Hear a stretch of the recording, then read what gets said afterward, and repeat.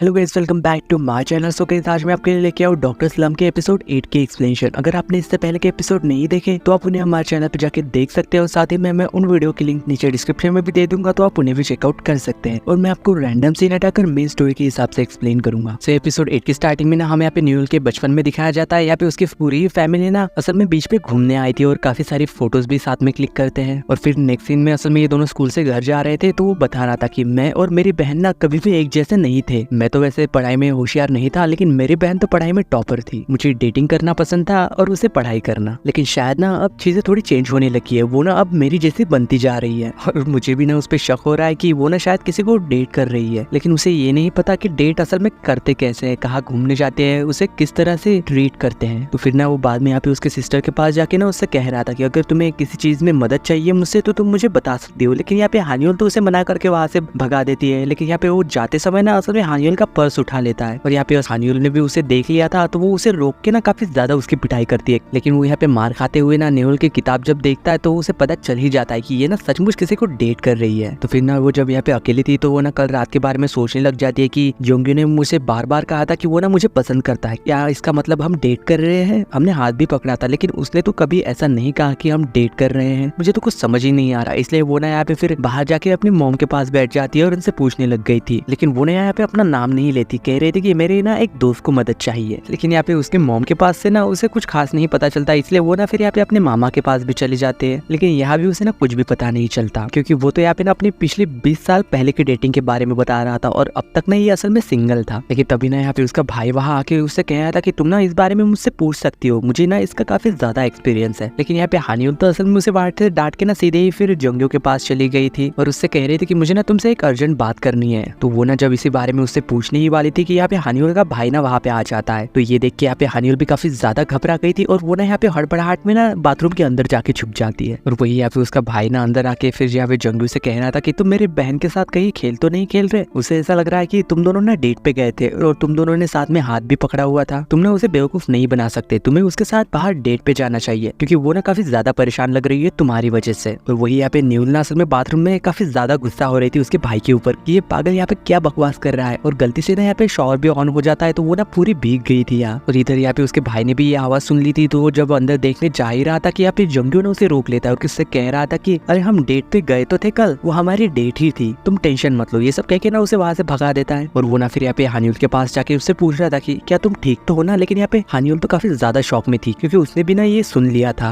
और बाद में ना वो यहाँ पे उसे अपने कपड़े भी देता है पहनने के लिए और साथ ही में गर्म चाय भी। लेकिन यहाँ पे न्यूल तो काफी ज्यादा शर्मा रही थी और उससे कह रहे थे कि मैं ना तुमसे कुछ पूछना चाहती हूँ, क्या हम सच में डेट पे गए थे? तो जोंग्यू उससे कहता है कि हाँ हम गए थे और मैं अब तुम्हारा सिर्फ दोस्त बन के नहीं रहना चाहता, मैं भी तुम्हें काफी ज्यादा पसंद करता हूँ, मैं चाहता हूँ कि तुम मेरी गर्लफ्रेंड बनो। तो वो भी कह रहे थे कि हाँ मैं भी यही चाहती हूँ। तो यहाँ पे जोंग्यू ना असल में उसे गले से लगा लेता है फिर। और यहाँ पे हानियोल भी ना काफी ज्यादा खुश लग रही थी। और फिर ना वो यहाँ पे एक बुके उसे देते हुए कह रहा था कि क्या आज शाम हम डेट पे चल सकते हैं? फिर नेक्स्ट सीन में ना जब वो यहाँ पे अपने घर आ गई थी बुके लेके और उसे देख के ना काफी ज्यादा खुश हो रही थी, तभी यहाँ पे उसका भाई वहाँ आ जाता है और उससे कह रहा था कि मैंने ना तुम्हारे बारे में जोंगो से बात की है कि वो तुम्हें बाहर डेट पे ले जाए। लेकिन यहाँ पे हानियोल तो काफी ज्यादा गुस्सा हो रही थी। यहाँ पे उसका भाई कह रहा था कि मुझे ना आप तुम्हें पैसे देने पड़ेंगे, मैंने तुम्हारी सेटिंग जो करवा दी। लेकिन यहाँ पे हानियोल तो और भी ज्यादा गुस्सा होकर ना असल उसे वहां से मारते हुए भगा देती है। फिर नेक्स्ट सीन में हमें यहाँ पे डेंगू को दिखाया जाता है, जो कि यहाँ पे अपने फोन देख रहा था। लेकिन तभी यहाँ पे ना हानियोल की दोस्त वहाँ आ गई थी, उससे कह रही थी कि क्या कल तुमने जियोंगो से कल बात की थी? लेकिन वो तो मना करके कह देता है कि नहीं, पहले ना उसका फोन किसी लेडी ने उठाया था और वो काफी ज्यादा गुस्से में थी। लेकिन यहाँ पे हानियोल के दोस्तों से समझ लेती है कि शायद ना वो हानियोल हो सकती है और उससे बता देती है कि वो ना असल में मेरे दोस्त के घर के छत के ऊपर रह रहा हुआ है। वही जब नेक्स्ट डे दिखाया जाता है यहाँ पे असल में ये दोनों ना डेट पे जाने ही वाले थे कि यहाँ पे डेंगू वहाँ आके ना असल में जोंगो को गले से लगा लेता है काफी जोर से और कह रहा था कि तुम यहाँ क्या कर रहे हो,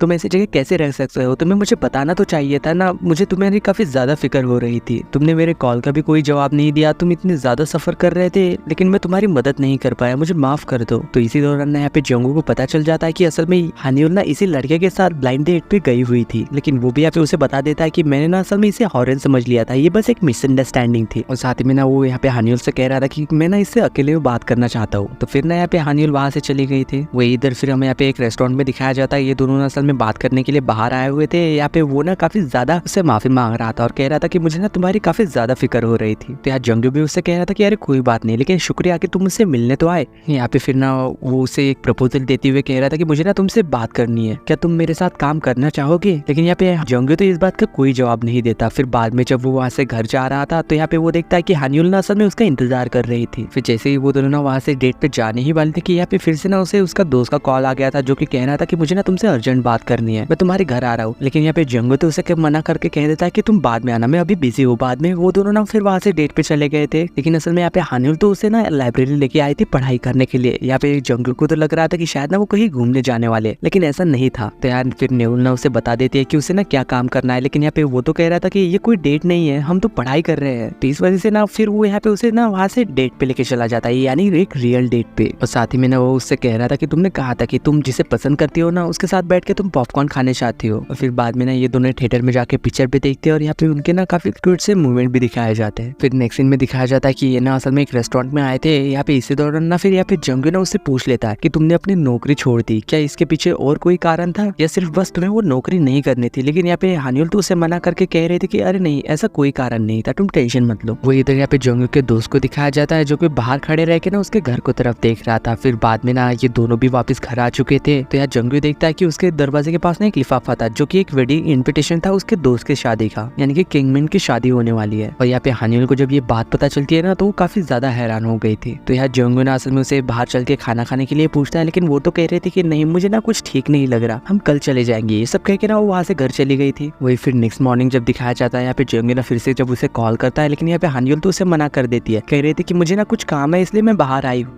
मैं तुमसे बाद में मिलूंगी। तभी ना यहाँ पे जंगू के फोन पे एक मैसेज आता है कि असल में इसे ना आज उसके डॉक्टर के पास जाना था। और वो इधर हानियुल भी ना असल में उसके साइकेट्रिस्ट के पास आई हुई थी और उसे ना सारी सिचुएशन बता देती है। तो फिर उसी वक्त ना असल में यहाँ पे जंगू भी उसी साइकेट्रिस्ट के पास आ गया था और वो देखता है कि यहाँ पे हानियुल भी आई हुई है। लेकिन उसे पता चलता है कि यहाँ पे हानियुल तो काफी ज्यादा रो रही थी क्योंकि उसे ना काफी ज्यादा बुरा लग रहा था। फिर बाद में ना जब यहाँ पे हानियुल वहां से जा रही थी तो यहाँ पे जंगू भी ना उसके पीछे पीछे जाते हुए ना उसे देख रहा था और कह रहा था कि मुझे नहीं पता कि तुम कितना ज्यादा क्यों रो रही थी और क्यों इतना ज्यादा अपसेट हो। और वही ना यहाँ पे हानियुल फिर वहां से टैक्सी में बैठ के कहीं चली गई थी। तो यहाँ पे जंगू भी ना फिर अपने दोस्त के पास आ गया था और उससे कह रहा था कि मैं तुम्हारे प्रपोजल को एक्सेप्ट नहीं कर सकता क्योंकि मुझे ना किसी के साथ रहना है, उसे मेरी जरूरत है इस वक्त, मैं सिर्फ और सिर्फ ना बस उसके साथ रहना चाहता हूँ इस समय। ये सब कह के ना फिर वो वहां से चला गया था। फिर नेक्स्ट सीन में जब हमें पे हानियुल के मोम और भाई को दिखाया जाता है तभी यहाँ पे ना जंगू वहां आ जाता है। तो ये दोनों ना फिर उसे अपने घर ले जाते हैं और कह रहे थे कि आज ना तुम्हें हमारे साथ खाना खाना होगा। थोड़ी देर में हानियुल भी आती ही होगी। तो यहाँ पे उसका भाई ना फिर उसे उसके कमरे में लेके चला गया था और कह रहा था कि मैं ना मेरी बहन को प्रपोज कैसे करना है। लेकिन यहाँ पे जब उसे उसकी मॉम बुलाती है ना तो वो वहां से चला गया था। तो इसी दौरान ना यहाँ पे जंगू देख लेता है कि असल में हानियुल की और उसके दोस्त की ना साथ में एक फोटो थी और उससे ना फिर यहाँ पे वो बात भी आती है कि हानियुल ने उससे कहा था,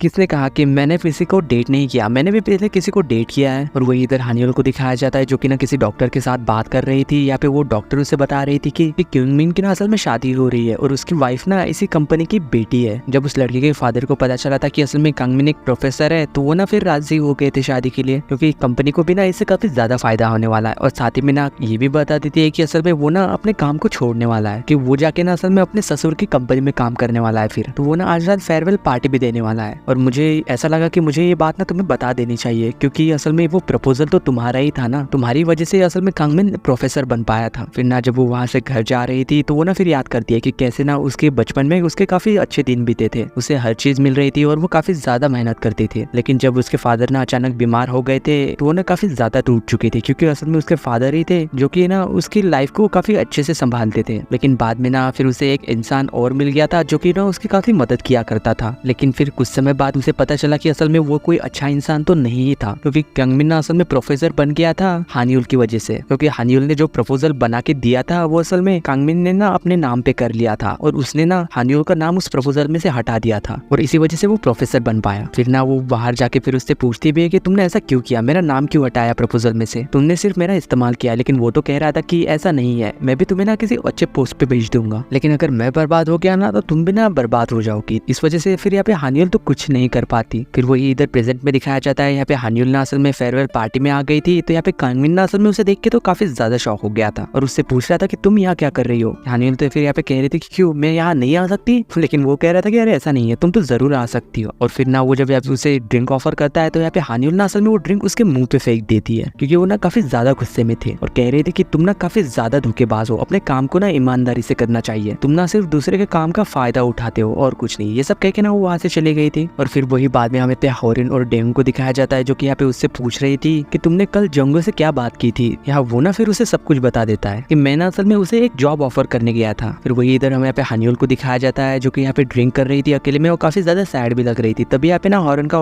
कॉल उसे आ जाता है, जो कि उसे बता रही थी अरे तुम तो जंगो को डेट कर रही हो ना। तो वो कह रही थी कि तुम्हें कैसे पता चला। या फिर ना वो उसे बता देती है कि असल में डेंगू ने उसे बता दिया था कि जंगू ना असल में डेंगू के पास आया था और उसने ना उसे जॉब भी ऑफर की थी जंगू को, लेकिन जंगू ने ये कह के मना कर दिया था कि वो ना किसी के साथ रहना चाहता है, वो उसे अकेला नहीं छोड़ सकता। अगर वो काम की वजह से वो उसे दूर चला गया ना तो वो काफी ज्यादा अकेली हो जाएगी। मैं ऐसा नहीं चाहता, मुझे उस लड़के के साथ रहना है। यही सारी बातें ना वो उसे बता देती है। फिर नेक्स्ट सीन में जब यहाँ पे हानियुल को दिखाया जाता है, जो कि घर जा रही थी बारिश में भीगते हुए, और वही यहाँ पे सामने से ना जंगू छाता लेके आ रहा था और उसे जाके कहता है कि तुम भीग क्यों रही थी। लेकिन यहाँ पे हानियुल तो काफी ज्यादा अपसेट थी और उससे कह रही थी कि तुम बार बार ऐसा क्यों करते हो, तुम्हारी वजह से ना मैं खुद की नजरों में और भी ज्यादा गिरती जा रही हूँ। चलो ना इस बात को यहीं पे खत्म करते हैं। मुझे नहीं पता कि असल में मैं इस चीजों की वजह से संवर रही हूँ या फिर बिखर रही हूँ। मैं ना इस समय डेट करने की सिचुएशन में नहीं हूँ, प्लीज मुझे माफ कर देना। लेकिन यहाँ पे वो तो कह रहा था कि हाँ तुम स्ट्रगल जरूर कर सकती हो, लेकिन मेरे साथ रह के कम से कम इसमें मैं तुम्हारा साथ तो दे पाऊंगा। लेकिन हानियुल ना उसे मना करके वहां से जाने लगता है। लेकिन यहाँ पे जंगू ना उसके पास जाके उसे छाता दे देता है और उससे कह रहा था कि ठीक है, अगर तुम मुझे डेट नहीं करना चाहती या फिर मुझे लाइक नहीं करती तो कोई बात नहीं, लेकिन कम से कम तुम ये छाता तो रख ही सकती हो ना। ये कह के ना वो वहां से चला गया था। लेकिन यहाँ पे उसे जाते हुए देख के हानियुल तो काफी ज्यादा रो रही थी, क्योंकि वो नहीं चाहती थी कि वो उससे दूर हो जाए। और इसी सीन के साथ डॉक्टर स्लम्प के एपिसोड 8 की एंडिंग होती है।